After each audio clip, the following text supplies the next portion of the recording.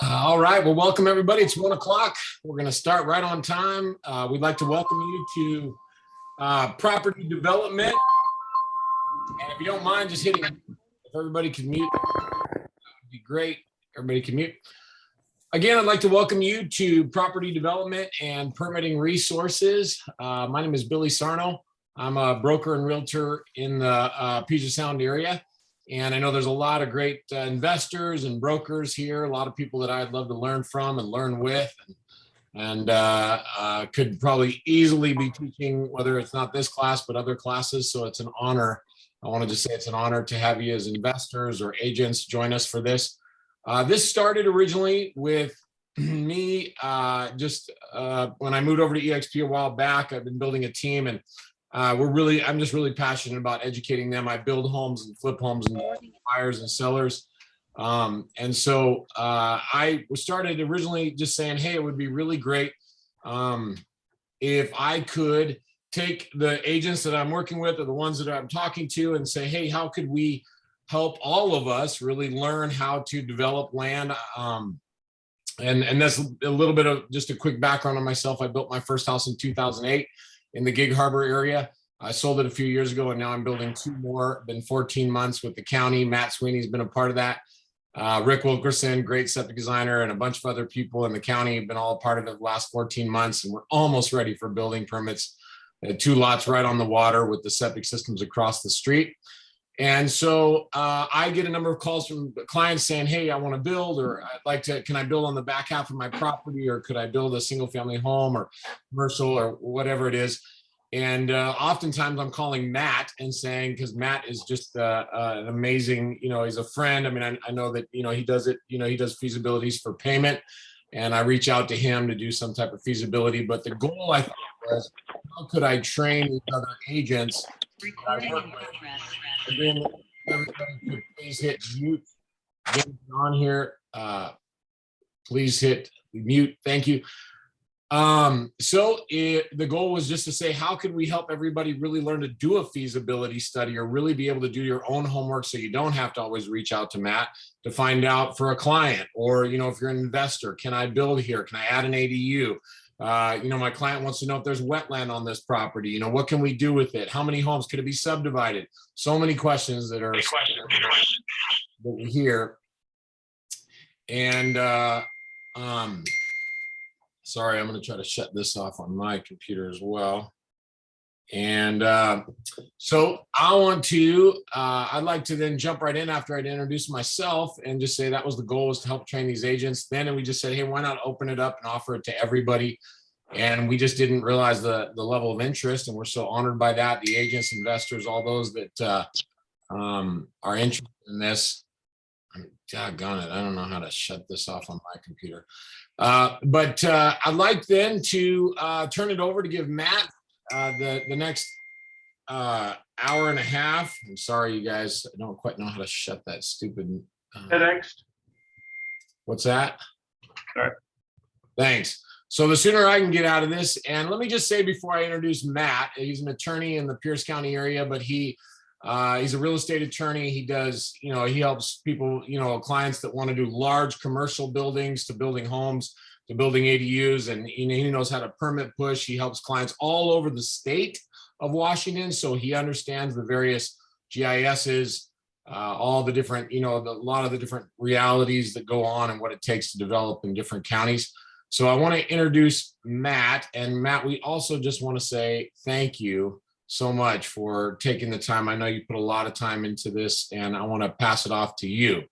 The last thing I'd say before I pass to you is this. We've got an hour and 10 minutes for you to train us, and we're going to get everything we can. I know this is not an easy task. It would be the equivalent of a brand new agent who just passed their test that said, give me 1 hour and make me an amazing agent in 1 hour. I don't know, maybe somebody can do that, but it's a challenging uphill task, but we're thankful that you're going to tackle it. So with that, Matt Sweeney, I pass it to you, my friend. Thank you, Mr. Sarno. It'll be 75 with no contract, right? Okay. Okay, so this is chapter 2 of our real estate development course outline. We're making it up chapter by chapter, so we're having a good time. Last week, you recall, or last month, we talked about the Growth Management Act and the effect of the Growth Management Act and the creation of urban growth boundaries in the high growth cities and counties of the state, and the effect of 30 years of that and what it has done toward land constraints and the urbanization of the urban areas and the kind of the leaving alone of the rural areas.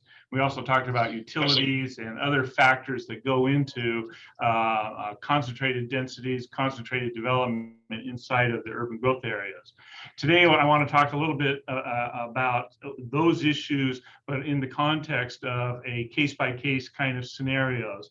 And I've given you some handout materials, and there's an introductory process at the beginning that I won't reiterate, but at page 2, we look at some of the fundamental factors that I look to when people present me with a piece of property saying, what can I do with it, or can I do this with it, or what do you think? Do a feasibility for me and let me know what you think, Matt. And I do quite a few of those. And I will say that it's getting to be crowded enough, at least here in Pierce County, that I will have a client call me up, have me do a feasibility on a property that's for sale. 6 weeks later, another client will call me up and have me do the same feasibility on the same property, because people are kind of looking at the same properties, picking over the same properties, because again, we're confined inside of this urban growth area. And so for high density type development or for intense commercial type development, this is the only place you can look in King County or Pierce County or Thurston County is inside the urban growth area. And so we're seeing a lot of picked over properties. We're seeing the more difficult properties to develop. The easier ones I did in 2002, 2003, 4, and 5. Those were the easy days when I could do a 100-lot plat, and it was pretty straightforward. These days, doing a 25-lot plat, in my mind, is challenging, because every time there's going to be critical areas, every time there's going to be access problems, there's going to be or utility problems, there's going to be some constraint or constraints that has allowed this property not to be developed in the past. And so we're trying to be real detailed and real picky about what we go forward with. And so, and I kind of facetiously say, the first thing I want to do is try to eliminate properties that don't have any potential or that aren't what the client wants. And the faster I can eliminate those, the cheaper that I can eliminate those, the better for the client. And so I kind of go forward step by step to see, are we into a position where it's still looking good? Do we continue on to the next steps? Hey guys, I'm going to just jump in here and again say, please mute your microphone. I know that many of you, by the way, I know that 98% of you get this and you notice. I know that some people just didn't notice.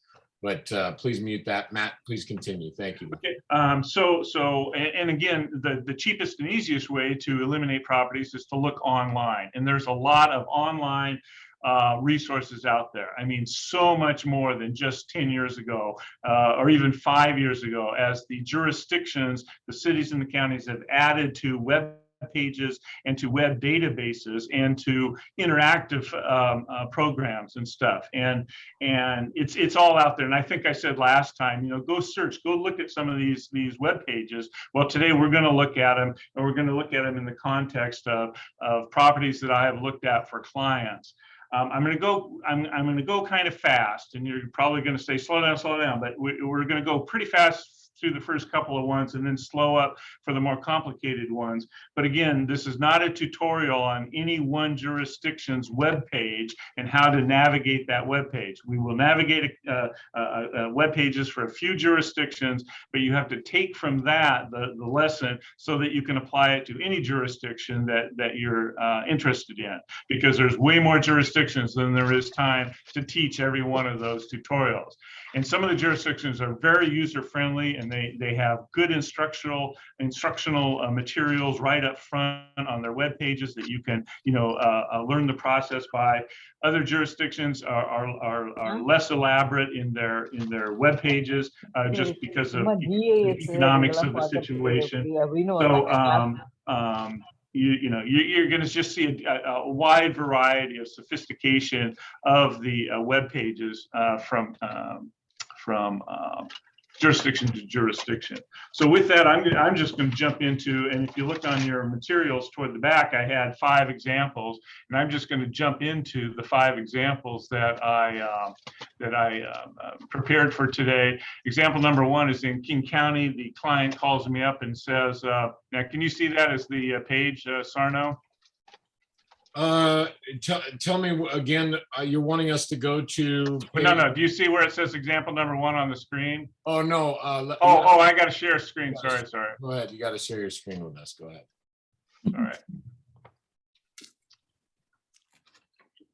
Okay.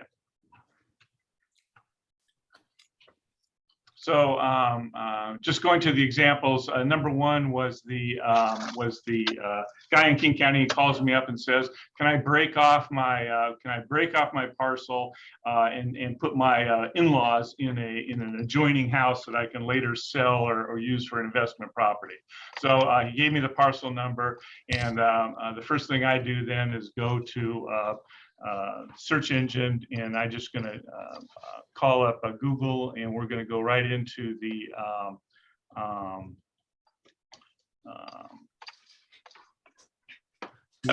we'll just say let's go to King County, Washington GIS, and we'll see what we can get. Okay. Oh, there we go. King County, Washington has a GIS center, and can you see that? Lahari wants to see apartment complex in Renton today at 4 o'clock. Okay, and so I'm going to click on a GIS map, and this is King County Interactive Mapping. It's really quite good of a map program. And here's all of King County, of course, and you have the cities within King County, and then you have the unincorporated portion. And you remember I went and I highlighted my parcel number, and I'm going to just put it right into the search. And so we get search results from King County. And so it looks like we're out in the boonies off of, I guess, north of I-90.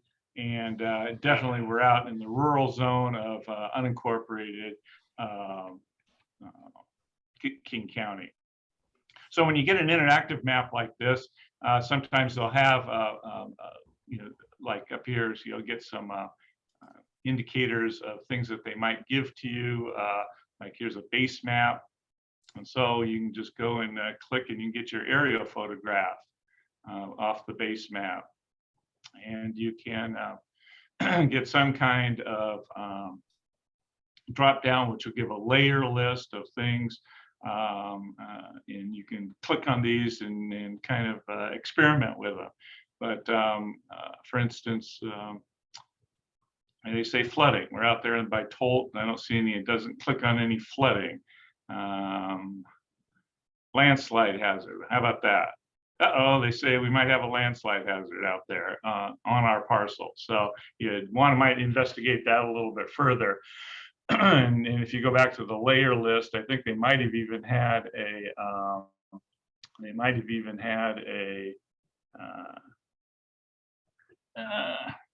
topo, right? Try topography on the map.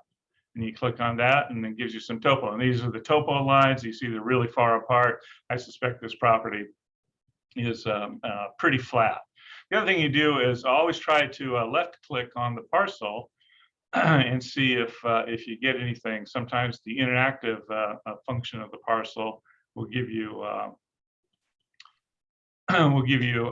pop-up, and the pop-up might tell you, something like the address, might give you some data about it, and might give you some generalized information that you can utilize. Always look at this little arrow over here. It's kind of interesting. And here we got an assessor's report that we could click to, or a district report. So I bet if we go to the assessor's report, it'll take us right to the King County Department of Assessments for this particular property. You can click on the property detail. And then, like I said in the materials, always want to print this kind of stuff, right? So you can left click and get a print function and print this out. because for sure you're probably going to want to come back and review it because you'll have forgotten how you got there. But it gives you all kinds of different information. It tells you it's 7.65 acres, and it also gives you the zoning. Zoning in this instance is RA 2.5. We know it's out in the rural, so RA 2.5. We'll come back to that. 7.6 acres. So, maybe we can break off a chunk off of that 7 acres. It's here's the legal description. This is very helpful. This is lot 1 of a King County short plat. You could highlight this short plat number and go to the King County Recorder office, and you could click on it and then retrieve the short plat. Copy that, and it'll give you, pretty accurate survey information for the property. Since it was, short platted back, I don't know, in 1976 or something. The lines are probably going to be the same, and the corners are probably going to be the same. So cheap information that you can get on a piece of property just by pointing and clicking and going through the drill. So let's see. I want to. Try not to mess this up too bad. We'll go back to our map again. So the map was pretty helpful, but it told us basically what we needed to know, and we know what the zoning is, and we know how big the parcel is, and we know we're out in the boonies, and we know that there seems to be a fair chance that we could break off the chunk that the client wants. Here's another report that you could, we looked at the assessor's report. This would be a development report. And again, this is very helpful compilation of information by the government. And you can just, again, do a left click and hit print and take a look at all different kinds of stuff. And, this might be related to other things regarding the sale of the property someday, or, other attributes of the property that you might want to advertise. So I think we've pretty much taken care of the IMAP for the county, but unfortunately now we have to try to figure out what does RA 2.5 mean in unincorporated Pierce County. And for that, I'm just going to brute force go right to their zoning code. Title 21A of the county municipal code is the zoning code, and it's been updated pretty recently. And so we're going to look and this is where people tend to freak out, and why they call me. They say, I can't read this stuff. Only a lawyer can read this stuff. But again, they've got, zoning adoption. They've got authority and purpose. They got the zone maps and designations. That might be helpful. Technical terms and definitions is always very helpful if you get ground out. Permitted uses is a good idea. Development standards, density dimensions. Remember, we're looking on our page 2 of our handout. We're looking at, we want to find allowed uses, and we want to find densities and dimensions. Especially in this case, can we break this parcel off? So let's just give it a shot here. And very often we're getting all kinds of different symbols. And so here in the rural areas, we have RA in 2.5, 5, and 10, and 20s. So that's what you get out there when you're outside of the urban growth area. You can scroll down and look at the different zones. They talk about the rural area zone. And the purpose of the rural area is to provide for long-term rural character. And that's just all you're going to get out there. You have very limited residential densities, and that's just the way it is. And so we're going to skip all the urban and inside stuff, and we're going to scroll down and see. And what we wanted to do, and that was the next section, was technical terms. So the zoning code just keeps on going, and I want to see if I can get back to our table of context. But in any event,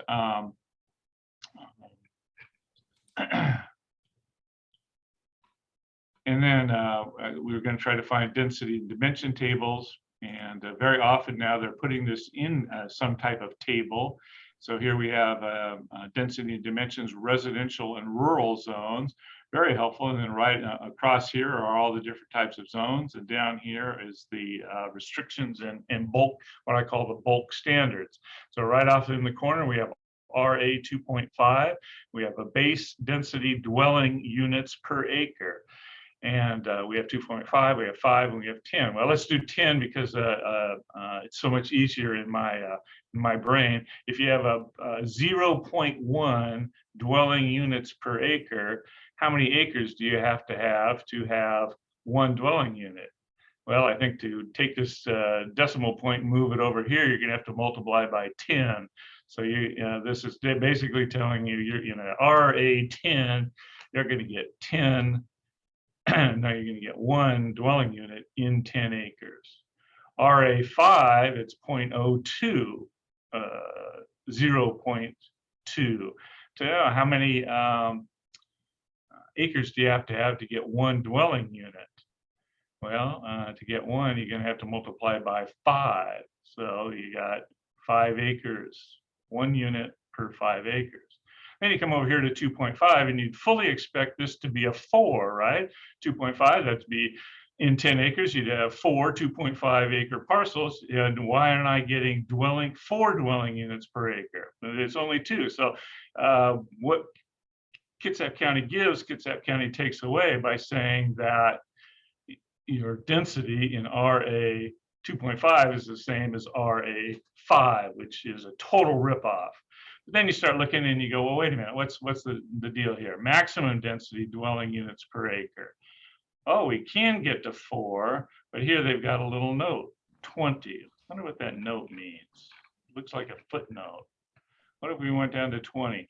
This density may be achieved on an RA 2.5 zone parcels receiving density from rural forest through a transfer of density credit program pursuant to 21A37. Now it's getting really complicated. To break off one little chunk in this guy's property, you're going to have to go through some kind of density transfer. That's madness. I mean, that's total. So now it's getting way too complicated for Matt to spend a whole lot of time on. It's starting to look like this is not going to fly. And I really do not want to, for a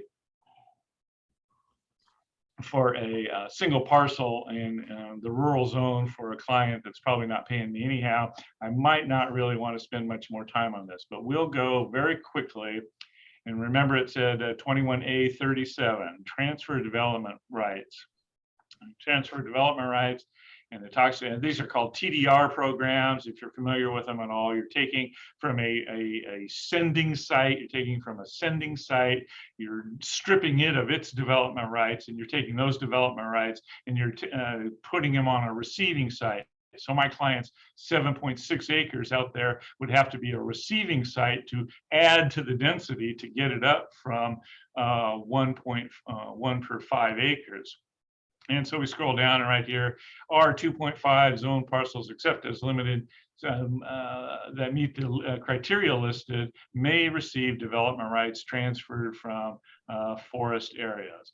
And here's the criteria: must be eligible to be served by Group A public water, must be located within a quarter mile of existing predominant patterns. So this is really, I mean, this is totally killing the ability of my client to break off that chunk, because I know he's probably on a well, right? He's out there in the boonies. A Group A system is more than, what is it, more than 14 users on a public or a quasi-public regulated public water service. That's not out there, and he's probably not within a quarter mile of a predominant pattern. So maybe what I'll do is I'll take this and I'll go like this, and I'll take it and I'll copy it, and I'll go to a Word document, and I'll create a new Word document, and I'll go like this, and I'll paste it on here, and then I'll write him a memo, and I'll say, here's what you got to do if you're going to try to, break off or get higher densities in your 2.5 parcel. And then just send him a quick memo and tell him, go see King County, because there is no way I'm going to spend any more time on this unless you really want to pay me to. Sorry, but I think it's a no-go. So that was kind of a really quick example of trying to work your way through the zoning provisions. And again, everybody, freaks out, but if you know what you're looking for, and if you kind of look, on my outline, we're talking urban versus rural, we're talking the broad categories of residential versus commercial versus industrial, and then under density dimensions, we're looking for lot sizing. And very often now you're going to see this, these materials set forth in some kind of table with footnotes and exceptions to the rule and stuff like that, which can get a little complicated, but that's just the way it's gotten to be, pretty complicated. So I do a quick memo to the client, and I would say, I'm sorry, your density of 0.2, which is allowed outright, is not going to do what you want to do. So I want to take the very same example, if you don't mind, and go to a different parcel. This is going to be a parcel inside of Pierce County, and we will take a we'll take a quick look at. That's funny. We'll take a quick look at a Pierce County example. We've been given a parcel number, and we've been told it's in Pierce County. Now let's see what Pierce County has to do with regard to interactive type mapping. We'll try Pierce County GIS and see what they've got. Okay, GIS map applications for Pierce County official website. And Matt, I'm just going to jump in real quick and say, what is this Pierce County? What is the goal? They came to you asking if they could do what? Build an ADU or? No, this was the very same one. We want to break off our parcel. Sorry, we can. We want to, example number 2, Pierce County owner wants to know, can I subdivide a lot off for single family use? Same thing that the King County guy asked, but in a different county. Perfect. So we go to map applications for GIS. There's a Pierce County logo. We know we're at their official site. Let's just say public GIS. And we get a somewhat similar map to what we had up in King County. And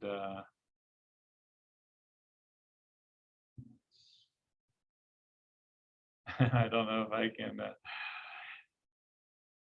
get my search function. My talking is in the way.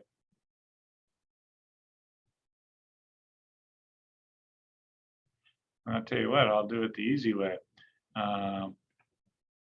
This is unincorporated Pierce County, and it's right on the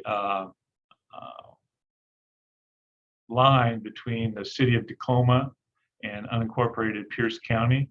It's just off of, as I recall, just off of Waller Road, which is over here. And we looked at it several times already as in practice, but I wish I could.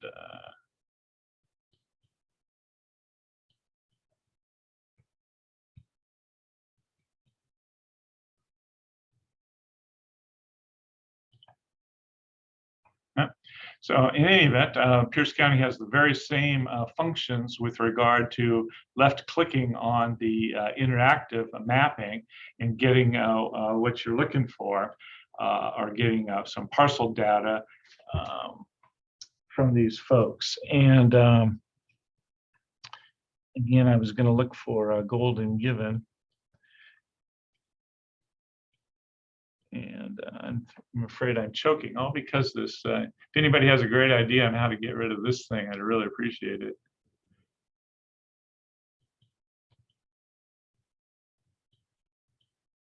So there's a function button here, and I'm just unable to drag it out and get my mute button out of the way.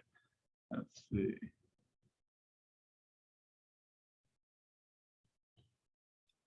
I'm so glad that I'm sorry you're dealing with this. Pretty embarrassing. Hey, Sarno, what was the guy's address that you turned me on to?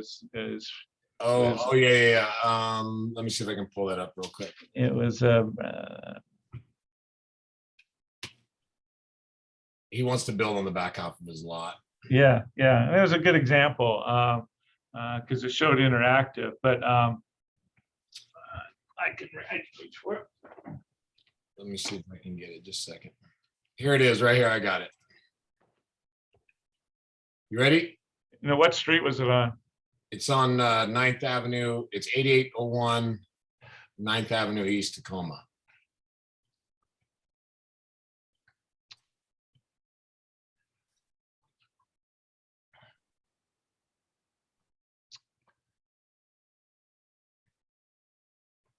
So here's our parcel. And it's again, we're left clicking onto the interactive map in Pierce County's GIS system. It gives us parcel number, street address, land acres is almost an acre, 0.94. We got a land value, an improvement value. And then Pierce County is very nice. They give you these additional drop downs. So here's about my property. What a nice thing for them to do.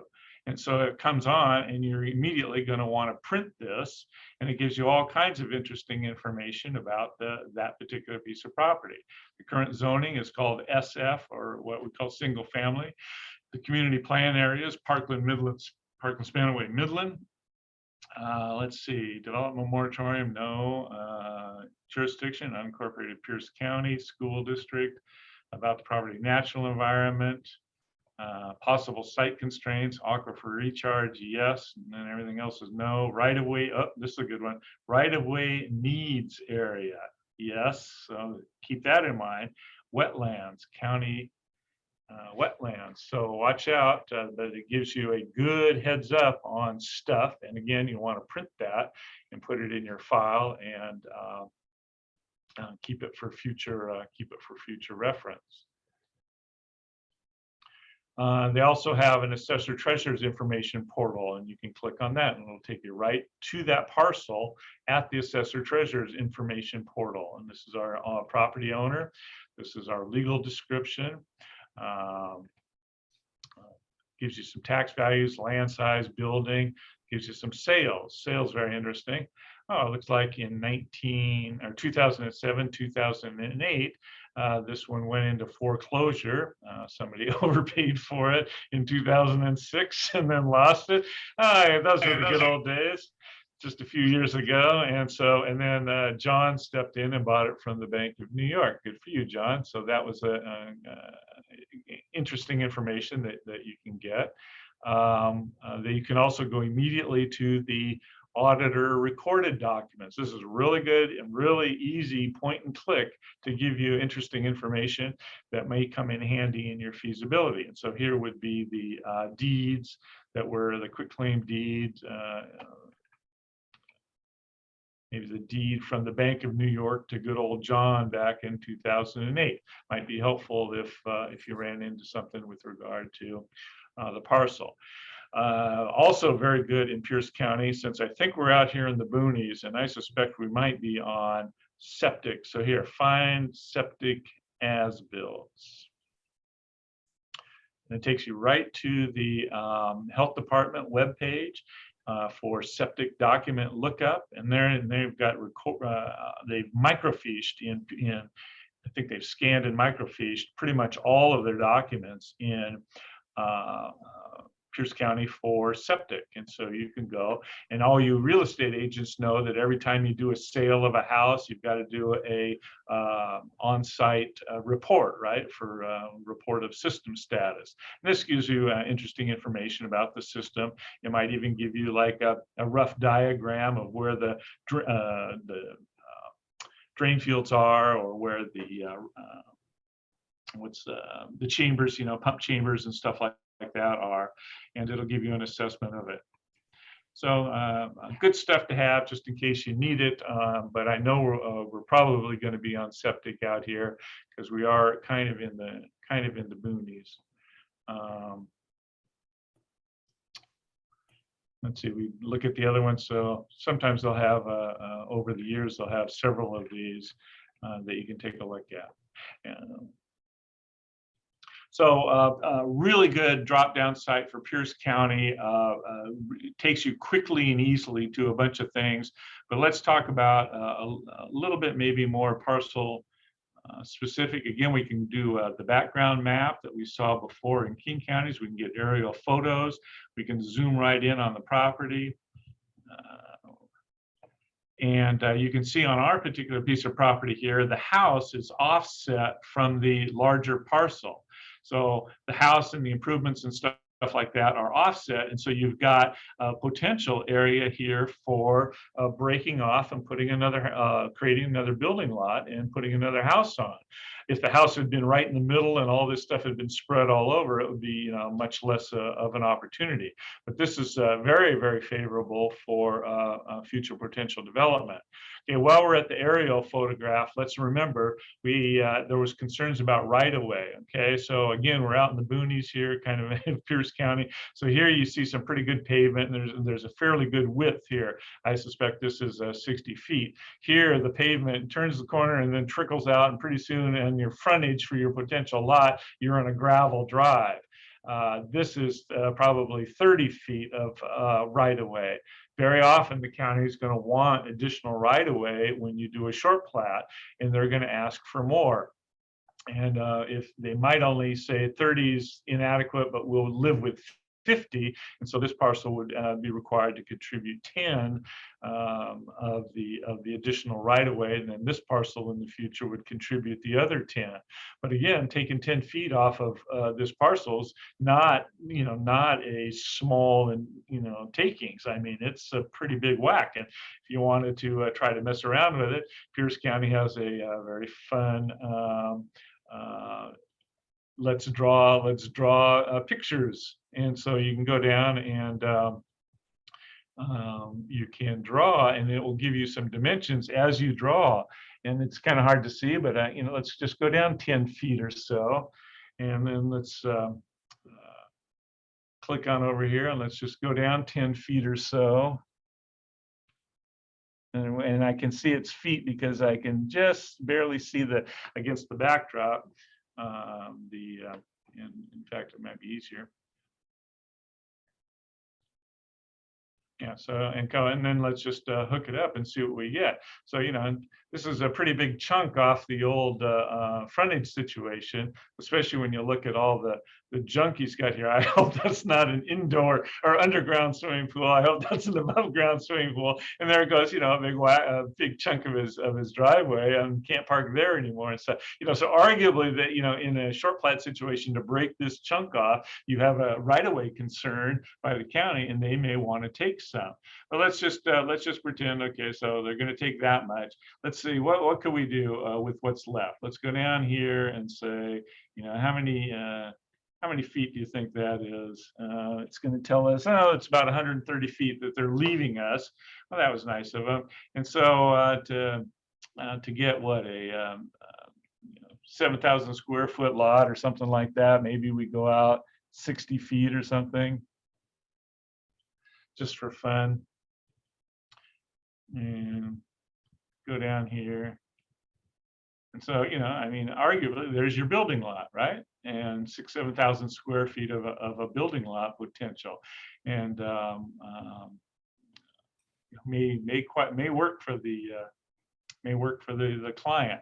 So you definitely can take a picture of this very readily, and you'd want to print that out for the client as part of your feasibility or for your own use going forward into the future.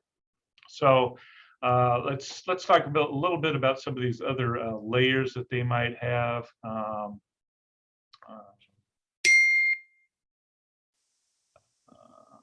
So Pierce County also has a number of layers that you can look at, and they've got environmental stuff. And so you can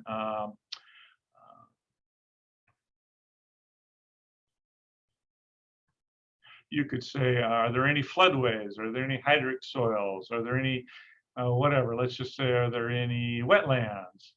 And there we go. Okay, Sarno, it's not looking good. So this is high water table area. This would be a very generalized indicator of the potential for wetlands in the area.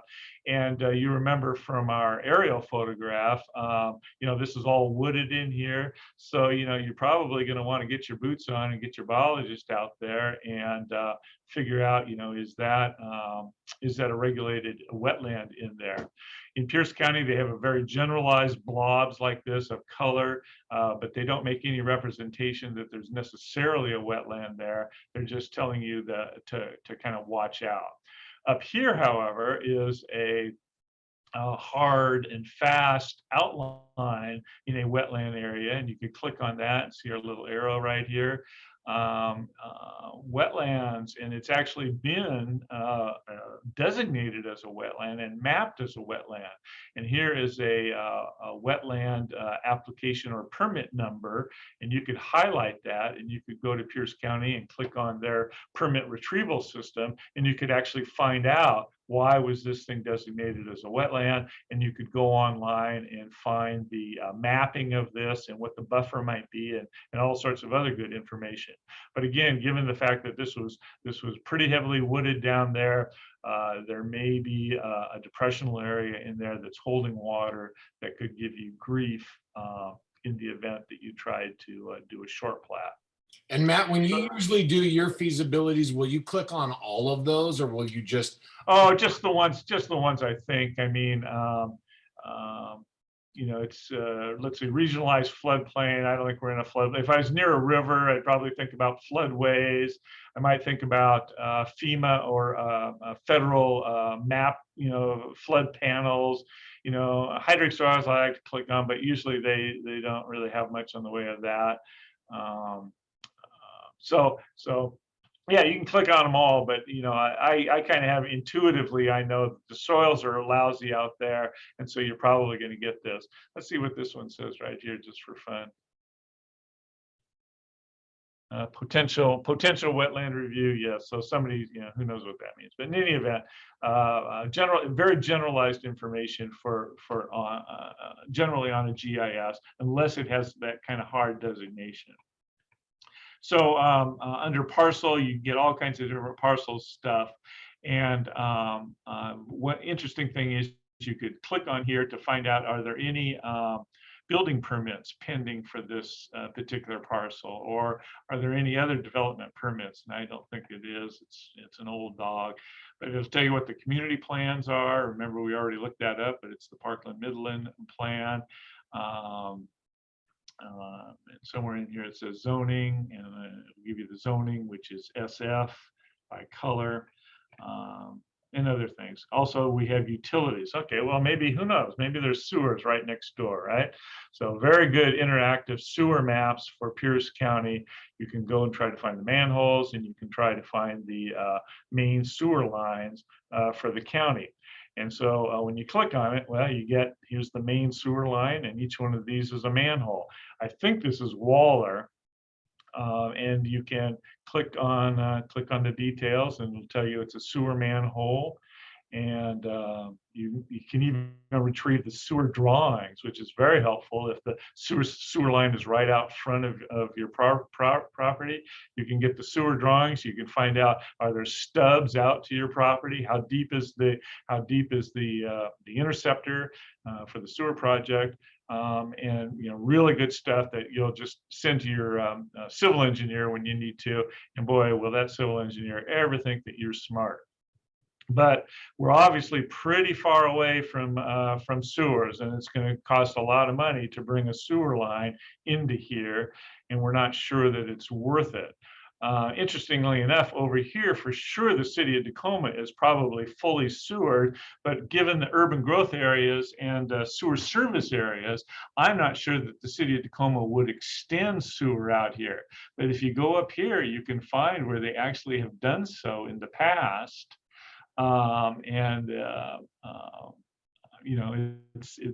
They've come out of the city limits, and they've come across into basically what is a county project. And here's another one right here. These date way back. These are 70s vintage, pre-GMA. Whether or not the city would take on in their sewer service area this kind of stuff today, I'd be dubious about. But in any event, let's measure just to see what we got here. So from Waller, Golden Given or Waller, whatever road that is, to here. Okay, well, we're talking 600 feet. Okay, and that's a long haul to go sewers, unless you have a big project to support it. And here we're more than 300 feet. So either way, you're pretty far away from sewers, even if you were to be able to get extended. So you're probably thinking this is gonna, for a one lot short plat for one new house, we're probably gonna be thinking on-site septic. And again, we got lousy soils out here. We got hydric indicators. And so as I wrote to the client on this one in my eval memo, you're probably going to want to get out there and stomp through those woods. And you're definitely going to want to get your biologist on board or your septic guy on board so that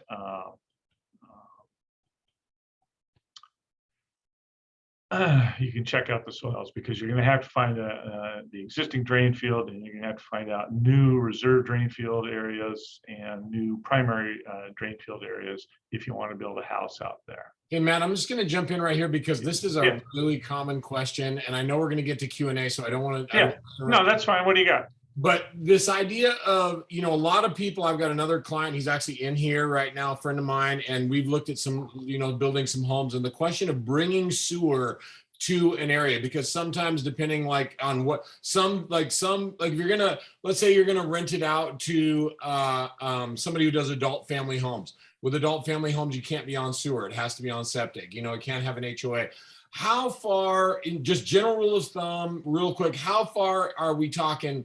Is it really unfeasible? Are we thinking like, man, once it gets past 100 feet, 50 feet, it's going to get, we're talking hundreds of thousands of dollars kind of thing. What, tell us about, like, just a quick, is there any kind of reference for how far is too far? Please consult your sewer contractor and civil engineer and get a baseline estimate. But some of the factors are, yes, length is a factor, but also yeah, length is probably is the factor, and it's very difficult to say. You know, there are latecomer provisions and stuff. So if other people hook up to your sewer line extension, you can get reimbursement, but very difficult to say. And I just use a rule of thumb that, you know, well, in Pierce County, in unincorporated Pierce County, if you're more than 300 feet away from a sewer line connection, you can go on-site sewer. If you're less than 300 feet from a sewer connection, you have to connect to sewer. Wow. So the 300-foot rule it cuts both ways. I mean, yeah, if you're over 300 feet, you can go OSS, but less than 300 feet, they're going to really lean on you to go and sewer it. And so, you know, closer is better, of course, but maybe farther away is better too, because being 100 feet away for a single family house, you know, it's going to be pretty tough, Okay, so lastly, and then I'm going to let you go. Yeah. I'll let you get into your next one. But for John, this is a friend, a client of mine, asked, hey, Billy, can we build on the back half? You did this work for me. Our conclusions is we print this off. Clearly, one of the things we're going to have to do as in conclusion is we're going to have to tell him, hey, we've got to hire a biologist to find out about the wetlands back there. The other thing we're going to have to do is, you know, look at the septic system because sewer is too far away. Are those pretty much my main kind of summaries on that? Yes, sir. And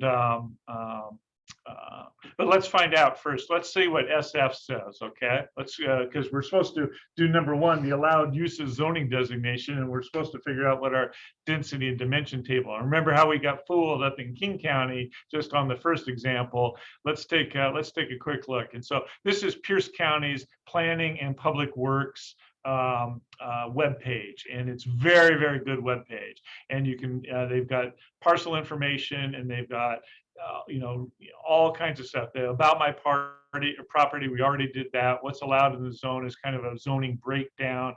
Online permit website is very good. You can search for applications and permits, code enforcement, the health department. So, you know, we've already explored some of these, but this is a really good web page, and I commend it to you if you're in Pierce County, because it's really good stuff. And so what I do is I go to codes, policies, and maps. And I click on this, multiple times a day. There's interactive mapping, there's policies, and there's codes administered by planning and public works. And so here's our code breakdown. And these are only codes sections that the planning department cares about, and therefore are probably the only ones that we care about. We have 18A development regulations, and we've got development regulations, zoning, we've got zone classifications, we have density and dimension. And then remember, we were SF, single family, but we were also in the Parkland Midland area, remember that? And so Pierce County has broken a bunch of the county out into these community areas, and these community plans have some influence over what you can do here as opposed to what you can do in another community or another community plan. And so here's the applicability section. Here's the geographic area. And as I recall, we were somewhere over here. And then it talks about Parkland Midland, and it talks about use tables. And we go across here, and here we are. Here's our zone was SF, single family. And so in a residential context, residential use category, we can do a group home, we could do residential care, we could do senior housing, we could do single family housing. When it says a P, that means it's permitted outright. When it says an A, that means you have to do an administrative use. When it says C, that means conditional use permit is required, meaning you gotta go to the hearing examiner. And again, all this stuff is easily spelled out in the code if you work your way through. Other uses, are civic uses, utility uses, resource type uses tend to be limited mostly towards ag, and then commercial uses are essentially an industrial non-existent. Okay, so in MSF under the Parkland Midland Community Plan in SF, you can do a single-family detached housing allowed outright. Okay, and so we're going to go back to 18A, go up to the top, and we're going to go to our density and dimension tables. And again, we're going to do residential density. That's what we care about at the moment. And we are within the urban growth area. Okay, and remember, under GMA, they want density. They will not let you develop low density, sprawling, estate type, projects, with 5 acres and a big castle on it inside the urban growth area. They will not let you subdivide like that. They will force you to be 4 units per acre or more for your subdivision in Pierce County. And again, what did we have? We have 0.94 acres on this site, and we want to get one more. We got one house on there. We want to get one more. Okay, what are they going to do to us? So they talk about net acreage. Again, if we were to find a wetland on our property, we could net out the wetland as part of working through our density calculations. But and we have a minimum density. Remember, we have to comply with the minimum density tables that are shown. But they have a relief. So relief from minimum density allowed as follows, and this seems like it applies to us.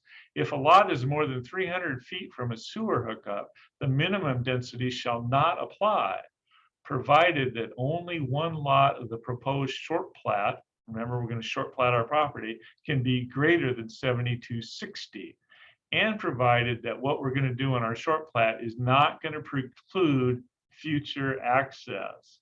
Okay, so what they want to do is they want to say, yeah, you can break off a chunk, but the bigger chunk has to stay big, and it has to not be, you can't do anything that's going to prevent future density on that bigger chunk. Because remember, someday sewers could come by, and with a 1 acre parcel, they're going to want to see 4 houses on there. They're not just going to want to see 1 or 2. They want to see 4 in the future. And so this is to allow you to develop outside of 300 feet from sewer hookup, but not to preclude future development. Okay, so I think we're still looking good as far as what we want to do out there. Now we have an urban residential density. We're going to scroll down until we find who are we? We're SF, we're single family, all county. You have to have a minimum 4 per acre. Your base is 4 per acre, and your maximum is 4 per acre. So you got to have 4 per acre on that 0.94 acre site in the end. Your mean is for lot size is 6,000, your minimum is 5,000. And your lot width is going to be 60 feet. So remember on our map, we drew a 60-foot lot width, and we were certainly 6,000 square feet or so, but everything else has to remain large so that future development can come along. So looking at this and looking at the zoning and stuff, I think it's green for go as far as zoning goes. Okay, now let's go down our initial factors on page 2. So allowed uses, I think we're in good shape for our SF. Our density and dimension, I think we're in good shape. We could break off a 6,000 square foot parcel. Critical areas is a big question because of our mapping, and so we're going to have to go out there and get our feet wet. Utilities, we've determined that sewers are not available, so it's definitely going to be OSF. Oh, we forgot to look for water. There's a click for a water service area, and we find out that we are in the city of Tacoma water service area, so there's plenty of water out there. And then the access is an issue. Remember, frontage and the quality of that asphalt out there was pretty lousy. So access is definitely an issue out there. So yes, I think it would be worth exploring some more on that parcel, and I think that it may pan out, but it's not going to be an easy deal. But remember, in Pierce County, if you have a 6,000 square foot parcel with public water and a approved septic design from the county, what's that worth today? 150,000, anywhere in the county, in the urban growth area of county. I mean, come on, it's crazy what the prices are. So you could throw some money at that, and still come out okay in today's wild and crazy market. Okay, example number 3, we're going to jump to Thurston County. Here, the owner wants to know, what can I do with my, or can I do multifamily on this parcel? It's 4.3 acres in size. I know already it's R4 to 8. There's an old beater house on there, okay? He got a postcard in the mail from the city of Olympia talking about a program they've instituted called Septic to Sewer. That is, City of Olympia is offering people in their sewer service area, you can get off your septic and get onto sewer because we're bringing sewers to the area. And he goes, hey, if I can do on 4.3 acres, if I've got sewers, I can do multifamily, right? I mean, come on, get down there and figure it out. So we hop on our horse, and we point and click, and we'll say.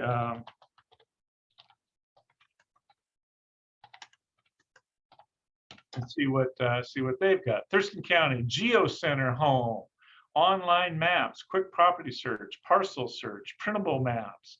How can we help? See, there's a basic tutorial. You don't have to listen to Matt anymore. Just click on how can we help, and we hopefully the person is much more attractive. Here we got online maps. Look up your property online maps. Download, it's free. Let's do online maps since we're so sophisticated.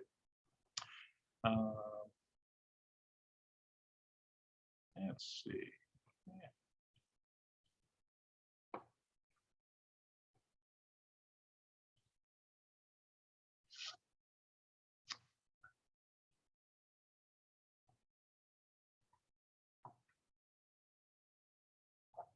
So we got a parcel number, and here's a third map. And so you see they're all kind of subtly different. They all tend to be the same basic, but a little bit different.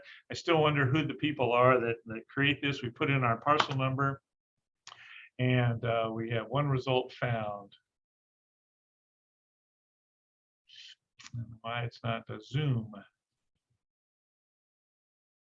Okay, so here's the client's parcel. It's out on a place called South Bay Road in unincorporated Thurston County, but you can see right here that the city limits of Olympia are all around it. So we're kind of, we're certainly in the city urban growth area, and we're probably going to get annexed one day. And according to the postcard, the city's going to give us sewers potentially. So I left clicked on there, and they come up and they have a open info page. Well, that's nice of them. And here's the info, right? And so we're going to want to click to print, and we're going to want to print this out as part of the foundation for our research. Here's my owners, are somebody called Jensen's out on Canyon. Site address is 810 South Bay Road. Let's see, building value, land value, wetlands, unknown, flood area, unknown, zoning, R4 to 8, very good. Historic site, no. Okay, so we're And Matt, and just in case somebody might be like, I don't know what R4 to 8 means, they could just, I don't want to break away because we're short on time, but we know it means what, 4 to 8 houses on every acre. You never ever assume that. You have to go to, remember RA 2.5 in Kitsap County or King County, you would have thought it'd be 1 house for every 2.5 acres. No, you have to go and look at the code. But okay. My general knowledge of it would be, yeah, it's going to be some kind of residential designation, and this could well be the 4 to 8 could be the underlying density allowance, right? But I mean, in some jurisdictions like Puyallup, you might see something called R 3500. Okay, what does that mean? Well, it means residential minimum lot size 3,500 square feet. So, they're all, the nomenclature is always a little different. So we're R4 to 8. Okay, permitting jurisdiction is the county. But look at this one here, jurisdiction of influence, Olympia urban growth area, jurisdiction of influence. So let's keep that in mind as we're going through our search. And so they don't have much in the way of, they have the similar base maps, and they have some other stuff, but really they're not quite as interactive as some of the jurisdictions, certainly not with regard to critical areas and stuff like that. It's just the way it is. Every jurisdiction is a little different. We could probably play with their GIS system some more and figure it out, but we are kind of running short on time. This is taking longer than I thought, but so what we would do now, of course, would be to go and look at our 4 to 8 in Thurston County zoning code, and see what that says. And unfortunately, we're going to have to go and we're going to have to play with their code. Let's see.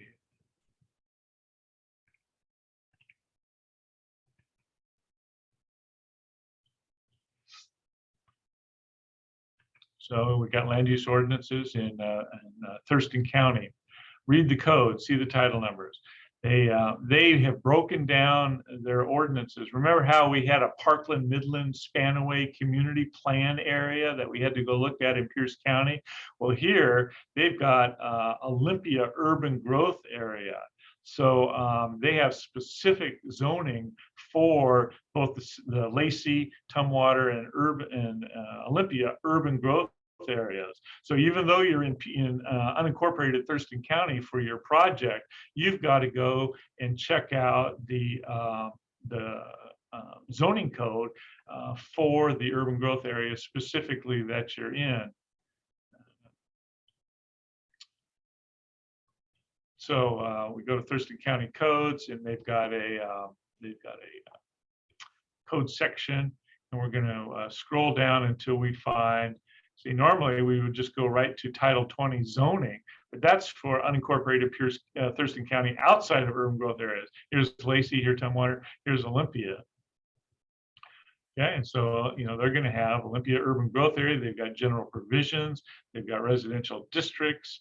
They've got residential district design. So let's scroll down and see if we can find like a 4 to 8, right? Aren't we looking for an R 4 to 8 somewhere? So we got to grind through a bunch of the. I guess it's. Oh, we skipped right by it. So again, you're playing with the code and trying to work your way through, oftentimes unfamiliar codes, simply because you can't know and can't memorize every code that you're dealing with. There's just too many codes out there, and they're all tend to be different. And even though I ran through this one before, urban villages, okay, residential districts and guidelines. Should we give that a shot?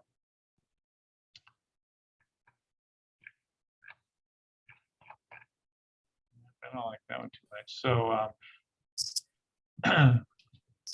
without beating this horse to death, we'll probably just give you the answer, which is in their districts, they have a specific townhome provision for, okay, so here's our tables. We're at 4 to 8. And what are we allowed? We're allowed accessory dwelling units, cottage houses, manufactured homes. Oh, here's townhouses permitted. Multifamily housing. Remember, my client was saying, can I do multifamily out there? No, no, no, no, right? If it's a blank, it means no. Duplexes, yes. Okay, but townhomes, well, townhomes are good because my client's building townhomes out on Canyon Road. Let's see what the code says for townhomes. And so you go through the code for townhomes, and you find out that in all districts, a subdivision plat is required for all townhome developments, so that the individual units are divided into lots with structural walls located on the lot lines. So that's really interesting, because they're forcing you to plat the property and have your duplex or fourplexes, sixplexes, or multiplexes, townhomes. The lot lines are the common walls between the townhomes. Really interesting. Let's see, maximum site area, and the maximum area for townhome development in the R 4 to 8 shall be 4 acres. I think I'm 4.1, and they'll probably give me a buy on that one. Units per structure. In the R 4.8, townhome structures shall contain no more than 4 individual dwelling units. Okay, so that means you can only do four units for your townhomes. You can't do 6. Well, out on Canyon Road, we're building a couple of 4 townhomes, 4-unit townhomes. The density and lot area. Each townhome shall be subject to the density provisions of the underlying district. Lot size, see table 4.04 residential development standards for minimum lot size. And so the minimum lot size in this area for townhomes is 3,000 square feet. We could chase to try to find the deal. 3,000 square feet, and the minimum width of your townhome in this zone is 18 feet. And so I was talking to the planner about that, and I said, if your townhome is 18 feet wide and your minimum lot is 3,000 square feet, how long is a lot? And we have to get out your calculator, and you find out your lot is 18 feet wide and 166 feet long, which seems kind of silly to me. And we talked about it with the planner, but in the end, we spent a lot of time on that project, and what we came up with was a townhome project for 32 4-unit, which 8 townhomes of 4 units each, and we came up with a plat, which we have submitted and is under review, called South Bay Court in the Olympia urban growth area of Thurston County. We received our first round of comments recently, and they look okay, but this is not going to be an easy one. My computer takes a while to click on these, but remember we were on South Bay Road and we had that 4.1 acres. Here's a fourplex, here's a fourplex, and then here's a duplex to allow us to get up to 34, which is the maximum allowed. All of this is the existing farmhouse out there. All of this on this site is going to be a storm facility. Every bit of this is going to be a giant double tiered storm facility. For access, of course, we had South Bay, we had access point roads here and here. We're just going to build our own brand new road down the middle. And we're going to have direct lot access for these units. And I've had to play quite a bit with making these work to make them work, but we received pretty favorable comments so far from the county. So that is that one, and then we were going to go for one more. Boy, times are running. What do you think, Sarno? Yeah, if you think you can do it in 5 minutes, or just give us what you can in 5 or 7 minutes. Okay, so in the city of Olympia, the owner wanted to know, he's not the owner, actually, he was going to be the contract purchaser. What's allowed here? It's a half an acre site. It's called HDC4. It's an empty site in the city of Olympia. And I said I'd never heard of HDC4 before. So let's go find out.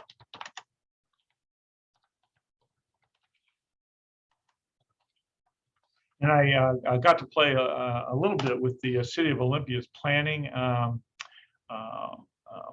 site. And yeah, let's see the friendly faces. They're friendly at the beginning. They get tougher later on. And I started working my way through these, and I didn't find this site at all helpful. I mean, this kind of stuff for me, just none of this really, where does it say, let's get started or something like that? And I kept searching around, and I go online permit portal and inspections. Well, wait a minute, I'm not building anything. Land use review process. Well, I know what that is. Do I need a permit? Of course I do. But then I finally went back and I said, okay, let's just go through them one by one. And I found this one. Okay, so this is a little good. We got a My Portal, which is basically I can set up and create my own portal and make my own applications online to the county. We also have a public notices section, which we can talk about, and we have a parcel search. So let's see, what kind of, and remember we were. That's funny. They won't let you. Oh, that's right. I tried that this morning. It won't let you cut and paste. So I'll have to do it the old-fashioned way. City of Olympia, parcel number 18128.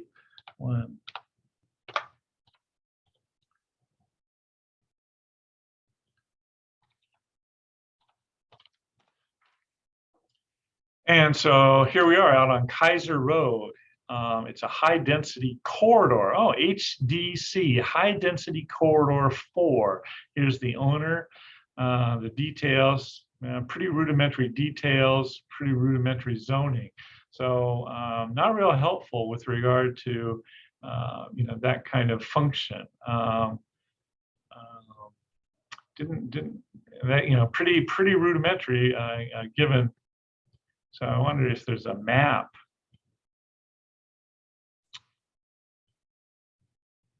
Okay, here's a map. Well, let's just do it. We'll do it the old-fashioned way. We'll just go right to Kaiser Road, and can you scroll up? We can't. It's kind of at the bottom of our screen. Yeah, I can't either. See, this is again I don't know if it's me or how to do that. But in any event, here we are on Kaiser Road, and that's that's the best I can do. And that's a little better. And so again, it gives us who it is and where we're at. That's just about it.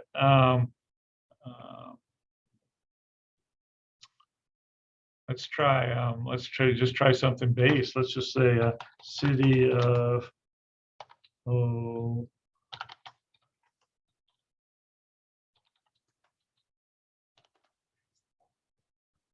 sewer map lookup.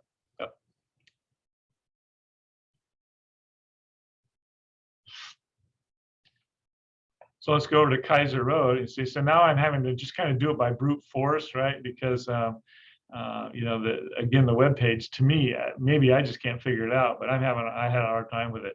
But here they do give you actually the sewer lines. So here you got sewer lines, and you got sewer lines, and you got sewer line coming down here, I think in Kaiser. And here it is coming down here. So, you know, if this was your property, you know, this is how far you are from sewer. Well, that's not too bad, right? That's not too bad at all. So we could probably make that happen. So you can look at the aerial of the site, and it's really interesting. It's not very developed along Kaiser. Then I looked at this big, huge chunk right here of totally undeveloped, and I said, man, me and Sarno could make big bucks on this thing. All we'd have to do is develop it. Well, the problem is it's owned by the Olympia School District. And so then I said, well, yikes. I mean, if they're going to put a giant bus barn and maintenance facility in here, I don't want to do multiplexes, you know, on Kaiser. But if it's going to be an elementary school, well, then maybe, you know, then that'd be an attribute. And so we called up Tim Smith at senior planner for City of Olympia. He actually picked up the phone and we talked about it, and he said, no, this is all going to be a school someday. We don't know when. And then the high density corridor 4 is a futuristic use. I mean, they want this to become very high density all through here and all through here, so that for kind of a, you know, truly a high density type corridor, filling in all of this kind of stuff. So they're taking the long view. Anybody putting anything up out here would be taking a long view as well. Okay, so those were the examples. Number 5, geez. Well, we'll be here at 5 o'clock tonight. So sorry, I promise you a full half hour of Q&A if anybody's chomping at the bit. But I want to do one more thing just for fun. So remember, we loved our Pierce County planning. Pierce. Oh, and I also forgot to mention that create footnotes, or not bookmarks, or your favorite pages, and put all your favorite ones of these onto the favorite page, so you just point and click every morning when you wake up. But Pierce County has probably got one of the best ones. They've got an online permit dashboard, which is really a good one. You can search by application number, you can search by parcel number, you can search by an applicant or project name. So we're just going to say Highlands.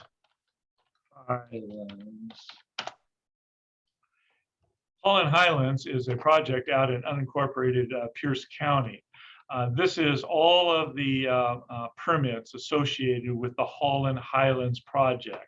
This is an excellent example of how fun it is from the very beginning to the very end of a project, okay? And how much torture it is to get in this case, 14 building lots, 2 shadow lots. So back in 17, July of 17, we put in for preliminary plat. And what you do at Pierce County is when you want to make application, you make application with a fully completed application package, and they give you a submittal permit number. And then they evaluate, and we can go to the submittal, and then they evaluate the quality of your submittal and all the documents that you submitted, right? You have a health application, you have a master application, you've got preliminary plat plans, you've got all of this stuff. They look at it all to make sure that it's a fully completed application, and then, and only then, do they give you the plat application number, okay? And then they tell you how much your fees are, and then they make you pay. So here is a preliminary plat application that we submitted a long time ago. And here are the reviewers. These are the departments that have to approve your project to get it to go forward. And of course, we have all of these approvals. These are the reviewers. These are all the different reviews by the people that reviewed the project from beginning to end. These are the documents pertaining to the project as it evolved over time, starting with the initial documents for our master application and our initial preliminary plat map, and going all the way to the hearing examiner in April of 18. And here's the hearing examiner's decision. And it's for the preliminary plat of Holland Highlands. And the decision is issued, and the hearing examiner kind of reiterates what was talked about during the deal. And here's Matthew Sweeney appearing on behalf of the applicant, Bonnie Holland, and we talk about the different aspects of it and what we're going to do. And the biologist comes in, and the planner comes in, and nobody has anything further to say. The hearing examiner makes findings. And then whenever you look at a preliminary plat decision like this, there's conclusions, and they're going to say that if you do all of the following things, the preliminary plat will serve the public use subject to the following conditions. Condition 1 through a million, right? 26 conditions of approval. You do all of these things, and you can get a final plat. And so then you here we are in June of 2021. They submit for a final plat. They still haven't gotten it yet. But this is the submittal. And these, again, all of these departments have to approve it. So here the assessor treasurer has a request. The development engineer has a request. And sewers still is waiting on sewers. And so these are all of the reviews. These are all of the documents pertaining to this. And let me tell you, this is, it represents a lot of money, and it represents a lot of work by all of the consultants to make this happen. This is the proposed final plat map of Holland Highlands. It shows the layout of the parcels. It shows the road, and it has right here a giant tract C, which is an oak tree preservation tract. The citizens, good and true, passed a oak tree ordinance in unincorporated Pierce County, and it's a bear. And so rather than try to fight it or anything, we just carved out this whole area, which probably could have been 3 or 4 more lots, and we just gave it to the citizens, good and true, without compensation. So, and these are shadow lots where the drain fields are going to be. Again, this is on-site septic. It's too far from sewer. We're going to wait for sewer to see if it ever comes. We put in dry lines. We did the whole 9 yards. Actually, my client sold it after preliminary plat, and somebody else has come in, a builder developer has come in and has done it. So, boy, I am sorry to kill you with that. Example number 6 you find in your handout materials. This is, Sarno sent this over to me. It's going up for auction in a week or something like that. Literally, they're going to auction this property off subject to a preliminary plat approval for 40 lots. It's a horrendous build. It would be just extraordinarily difficult to make happen. And the agent continues to, she even called today. She's sweetie. I know they want to get us in on that at 40 lot. It's all water view. If we could build those 40 houses, but that's a $4 to $5 million development at least. So, all right, let's jump into. Well, let's see. Okay, I was going to try to figure out how to get my video back on, but in any event, yeah, let's jump in. Actually, I said that if in 3 years you had 40 residential lots, all permitted and ready to go, 40 times, I think they'd be worth $400,000 each in 3 years, the way the world's going, and that's $16 million. Well, you can do a lot of damage for $16 million, okay? I mean, a lot of damage. So I don't know. It's whether somebody comes in and actually wants to do that, that'll be fun to watch. All right. So we're gonna jump into some questions, Matt. Okay. All right, and we can, and then if you want to stop sharing your screen at the bottom there, you can just hit it probably has a big, There so, we go. so Matt, I think one thing that I'll throw out, and I'll start throwing out other people's questions, and anybody who's got to go, thanks for coming. Oh, geez. Matt and I are grateful that you're here, but we're gonna, for those that want to stick around, we're gonna tackle some questions. Matt, would you say when we're gonna do a feasibility, would you say generally speaking, whatever the county it's in or the city it's in, a great place to start is just type in that area and then type in GIS and start there? Yes, I very much like going to find out if there's an interactive map. Every county, I think, Snow King, Pierce, Thurston, the county will have an interactive map. So even if it's in the city, you could always start with the county interactive map and get what you can off of it, and then transfer into the city and see if they have some kind of interactive mapping. Okay. Sometimes in the smaller towns or the smaller cities, the only zoning mapping, true zoning mapping, is going to be a big piece of paper with different colors on it that you're going to be trying to work through. So again, it's situationally variable, but I would always start with the GIS at the county and then click into the city. Okay, so what we've learned is really summing it up in kind of a bit, this is a big 30,000 foot level, but we start with the GIS. We'll use some of those, you gave us some of the things, the drop downs, we can check critical areas like wetlands, we can check, maybe if there's hydric soils, or if it's down in Lewis County, that I know there's a lot of flood zone issues down there.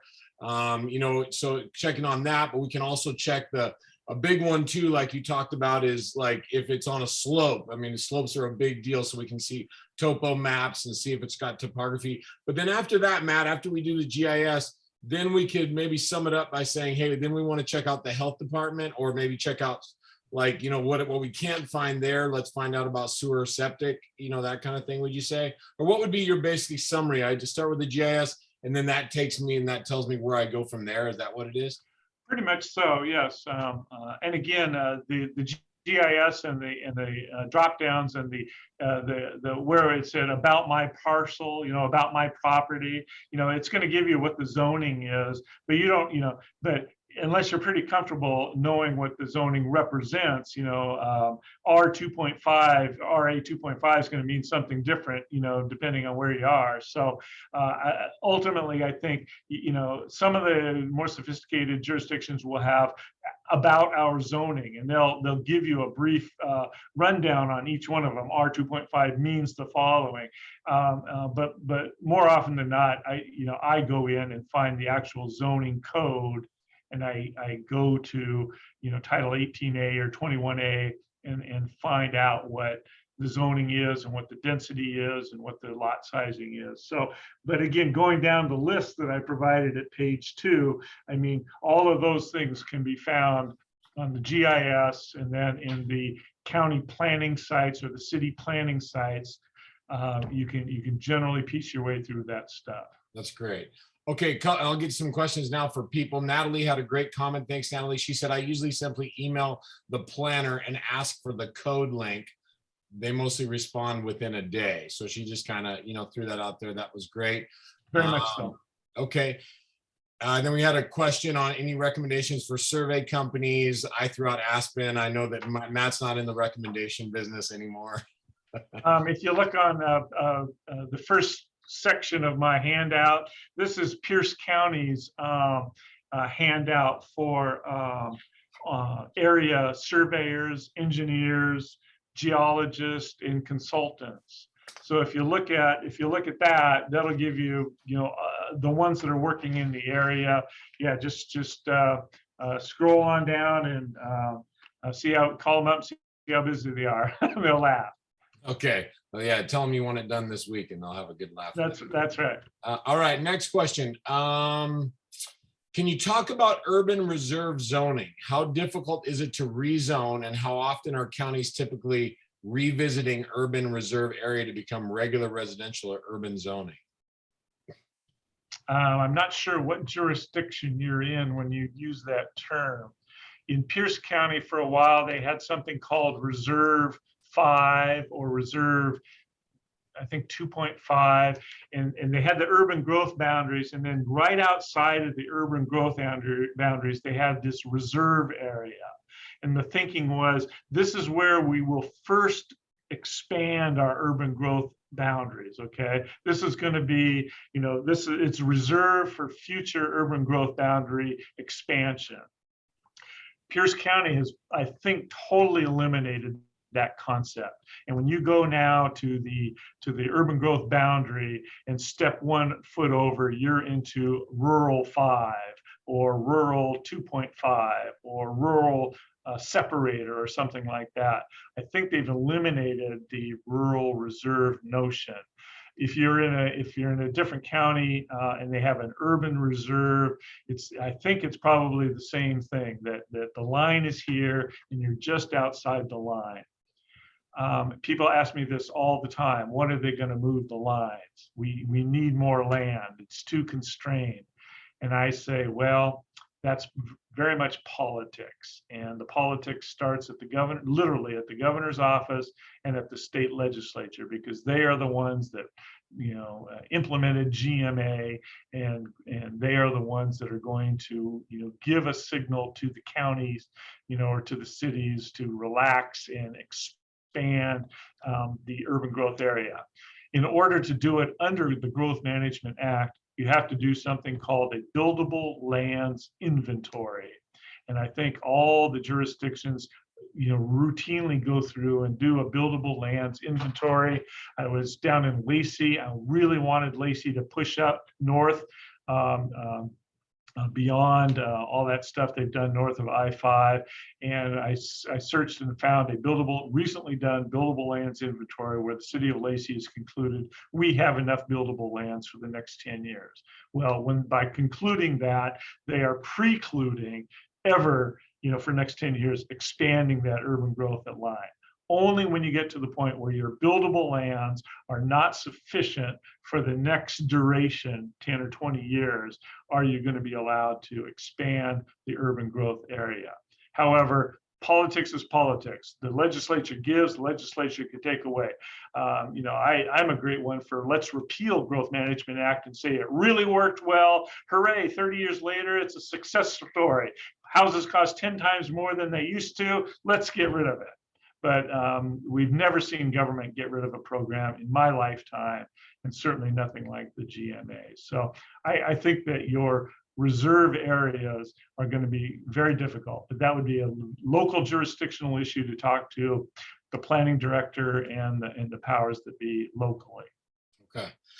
Also, people are asking, because they're very thankful for that reference sheet that you gave for the consultants. They're wondering if you have those for King or Snohomish. Where would they get that for other counties? I'd go online to the planning departments and see if that's where I found this one, and see if they have it there under forms. There's like they have a form bank or something like that. That's where I would start. Maybe put in an email to a planner and ask if they've got one. Okay. Somebody else said, I can't find the sewer map for Thurston County Tumwater. Any recommendations? Just maybe, well, I think you found it when you looked it up, didn't you? No, well, that was City of Olympia's sewer maps. And Thurston County is difficult because I'm not sure that, Thurston County has what they call some step systems, which are like pressure systems, which is what the city of Olympia is using, small diameter pipe pressure systems, which are way inexpensive. So down in Thurston County, like in the Rochester urban growth area, I think they have a step system for their sewers. You'd have to talk to Tumwater. Off the top of my head, I have no idea the relationship between whether the city has sewers or the county or what the relationship is. Off the top of my head, I just couldn't tell you. Again, that's emailing the planners and stuff tend to be pretty friendly. You could email the Thurston County Planning Department or City of Tumwater, or give them a shout. Okay. Another person, several people did ask Matt, how much would you charge if they had, like, whether it's for themselves or a client? What on average do you charge? In terms of, are you taking clients? What do you charge for? If somebody needed a feasibility study done? Most of the feasibility studies I do are for existing clients that are always searching for, and they're all generally professional developers. I'd like to have clients that are professional developers. The beginner developer or the wannabe or the one-off, I've got my backyard and I want to do something with it, tend to be less cost effective, let's say, than a developer client that knows the game and the system. But you could probably shoot me over, and I would say, if you get a little packet back and it's got a memo on it and it has a first blush of what we've just done, that'd be like $250. Okay, great. So $250 for, kind of like a packet. It would kind of give you like, hey, I found out you're going to need to do, a wetland study. You're going to, at this point, we know, like with my guy in Tacoma, we could say, hey, it looks like you're going to have you're going to have the wetland study done. The sewer's too far away, so you're looking at a septic system, that kind of thing, and getting some of that initial information. Yeah, I mean, here is on that one, I had a memo to Sarno regarding it, and then I did the cut and paste of everything that I thought he was, would find of interest, and send it off to him. I don't think I've sent him a bill yet. Maybe I'll forgive him for that one. But I'm pretty reasonable biller, but I'm kind of busy. Yeah, 100%. I'm gonna see if there's any others. I think I think I'm not seeing a whole lot more questions. Matt, if I have one more before we're wrapping it up, if anybody else wants to send one. What have you found to be, and this is probably a loaded question, what have you found to be the most difficult county to work with? What have you found to be the most, the easiest county to work with? That's a loaded question. I'm not going to answer, but I'll tell you one thing. The attitude makes all the difference. It's astonishing to see if you have some personnel changes at the top of a planning department or a community development department, that the attitude at the top goes all the way down to the bottom. I mean, and it really is astonishing, because it's kind of a microcosm of, a corporation, right? I mean, if you're head of a Fortune 500 corporation, aren't you supposed to kind of make the culture of the corporation, and imbibe that culture throughout? Pierce County, and I'll name names. Pierce County at one time had a planning director that drove everybody in industry absolutely crazy. That person moved on, and then they hired a new planning director who had actually come from the outside. He had worked on the outside more than, I don't think he'd ever worked on the inside of government. He came from the private sector, and he single-handedly took and created a can-do, will-do type environment in that planning department. I mean, it was astonishing to see it evolve over time. And literally you have to square up with your employees and your staff and your managers and say, are you on my team, or do you want to kind of shuffle off and go somewhere else? And literally people would shuffle off and go to other jurisdictions if they couldn't handle it, or he would move them in a position where he wasn't interacting, with the public so much, so it can be done, but it's very, very tough. And for the, on the other side of the coin, the county council continues to adopt, lots of very stringent regulations, as does the state legislature. And these people don't have any choice. They are charged to enact or not enact, but to administer those very difficult regulations. And so it's really not their fault that I can't get my short plat done. It's the regulations' fault. So, but you will find some jurisdictions definitely easier than others. That's very helpful. And we also had another question here. Somebody said, I think Matt's going to be getting some business from my people. Thanks for saying that. That's great. Here's one. I have found that the Spokane County GIS map is notoriously late on updating information. Do you see these issues as well? And how do you mitigate misinformation? Just make backup research phone calls, or, in other words, it sounds like they're trying to get more up-to-date information, because sometimes what they're finding online is maybe not as informative or it's behind the times? Really, there is no solution to that. I mean, you're dealing with a web page, and some of them, like I say, are very robust, and other ones that aren't so good. And so, all you could do, I think, would be to do the best you can. And remember, a lot of these jurisdictions, if it's looking good and you're continuing forward, you can always, like the one person said, you can always call or email. A lot of these jurisdictions, they've sent their staffs still at home, but they will take emails and they will take phone calls or voice messages, especially emails apparently.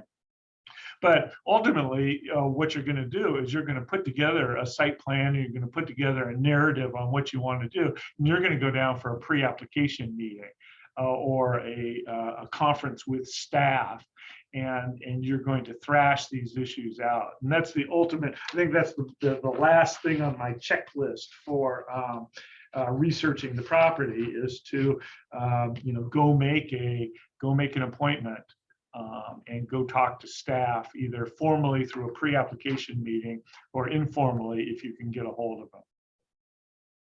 That's really helpful. So but be as educated as you can, right? Be really educated before you talk to staff, so that if they start blowing gas, they are, and if they're wrong, you can call, or if there's questions, thresh those questions out. And that's what I said, I think, at the last chapter that we talked about was I go into those pre-app meetings and I go armed for bear, and I go with all of the hard questions, and I want firm answers to those hard questions and commitments from staff that they're not going to waffle later on after we spent $15,000 making an application. And so that's really the proof is in the pudding when you got them face to face or on a Zoom meeting, and you can quiz them. Okay, so I think what I'm taking away from that is what we've been now is we're starting to get empowered to look at the GIS for whatever county we're in. And the county, even if it's under city jurisdiction, the county will give us some information or tell us, and then we can dive deeper if it's under a city jurisdiction. But we can start to get a pretty good idea. And then if it looks like, hey, this looks like this could play ball, we might have a chance here. Then I think I hear you saying from there, then you want to do a pre-application meeting. You've done your initial homework, you've done it on your own, you've contacted Matt, whatever you're doing there, and then from there you go to the pre-application meeting. Does that sound about right? Well, at the bottom of page 2, I have next steps, right? So what's the next step? I mean, you've done everything you can from the comfort of your kitchen table on a Saturday. What's the next step? If it still looks good, you're going to drive out there and take a look at the site. You're going to go march it. I march it myself every time. Yeah. And I'm going to take a whole bunch of pictures when I'm out there, because for sure as shooting later on, I'm going to say, was there a sidewalk or was there not a sidewalk? I can't remember, but I got photographs, I can do it. I'm going to go and get a water availability certificate from the local purveyor. That generally doesn't cost anything. All you do is go on to their online. I may go dig for some soil. See, now I'm having to spend money, okay? Before I was spending time, now I'm going to have to start spending money, but you have to do that as you march forward. I'm definitely, if it's bad soils or marginal soils, you're going to want to go out there and dig, both if you're on a septic, but also for storm. Stormwater is the all be all end all right now in land development. And so you got to know, is this site going to drain, and how well is it going to drain? What did I say? You might want a biologist out there if you think there's a wetland or habitat areas that are going to give you problems. Ultimately, you're going to want to do a full-on survey, topo, and tree inventory. You're going to want, I try to prepare an initial site plan, just a rudimentary one on what I think I can do with the property. Maybe I do a rough pro forma, though I really shouldn't do something like that. And then I'm going to, retain these consultants, and I might bring some of them with me when I go to a pre-app meeting. So they can be there, the Rick Wilkerson, the on-site septic guy, can be here, and his counterpart from the health department can be on the other side of the table, and I can sit there and say, ready, wrestle, and let them duke it out, and then I listen to see, to get educated and to see how it's going to go. But you start out sitting at your chair online, pointing and clicking, and if it looks good, you get in the car and you drive out and take a look. That's fantastic. Okay. I think we're probably wrapping it up. A lot of people saying thank you, Matt. Very informative, really helpful. And if there's any other, questions, but I think for now, Matt, lastly, before we go, what's the best email for people to get you at? I'm not telling. I'll tell you what, if anybody is clever enough to figure it out, remember I'm an attorney, and remember all attorneys have to have their contact information as a matter of public record. There you go. You go and try to find that out. Matt Sweeney. The last thing I need is for my email box to light up tomorrow. But and again, I didn't really do this. I did this for Sarno because I love him, but and it kind of blew out of proportions. But my email is definitely a matter of public record at the Bar Association. I love it. That's good. We're researchers. Right. So type in WSBA on Google and then try to point and click your way to find me.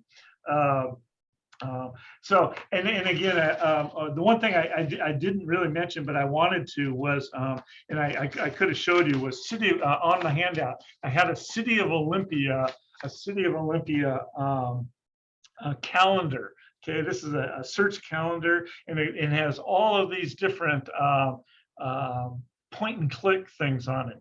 It's really, really good stuff. I mean, they talk about a site plan review committee on 2/23/22, and it has meeting details, and you can drop down, and it actually had these site plans when you these people are in basically for a pre-app meeting, and look at some of the site plans going on in City of Olympia. I mean, this is like a 208 unit fourplex project and stuff. I mean, there is some really aggressive stuff going on in City of Olympia, and in other cities.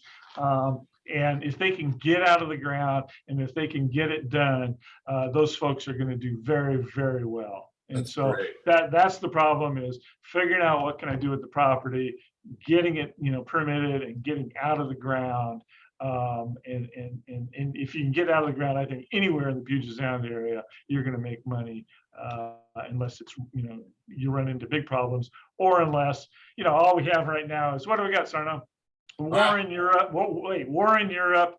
Tail end of a pandemic. A $5 a gallon gasoline, which will soon be $10 a gallon. Oh, and a concrete strike in King County. Right, all the concrete drivers are on strike. Have you followed that? You cannot get concrete in King County, and so all of these Microsoft, Sound Transit, King County Health Department, all these major projects are dead on arrival. Right. Wow. They're sitting there totally empty, waiting for concrete. So if we can develop, we can make money. Matt, one person wants to know if you practice in Idaho. No, sir. Don't go out of state. Okay. Thank you very much, everybody. I really appreciate the opportunity. Yeah, Matt, thank you. You're a real blessing today. We're really grateful. There are some people asking about the third class, and we talk about that. Maybe how to do a plat, how to do a short plat. Some of that. Email Sarno with suggestions. I want to do things that people are interested in. Arguably, the next thing we would talk about would be like the application process.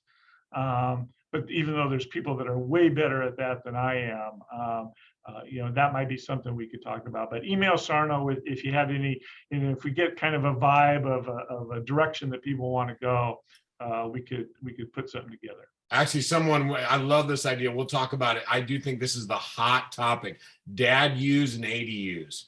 And we could, right. That is I hear that left and right. Great thinking, Rory Boone.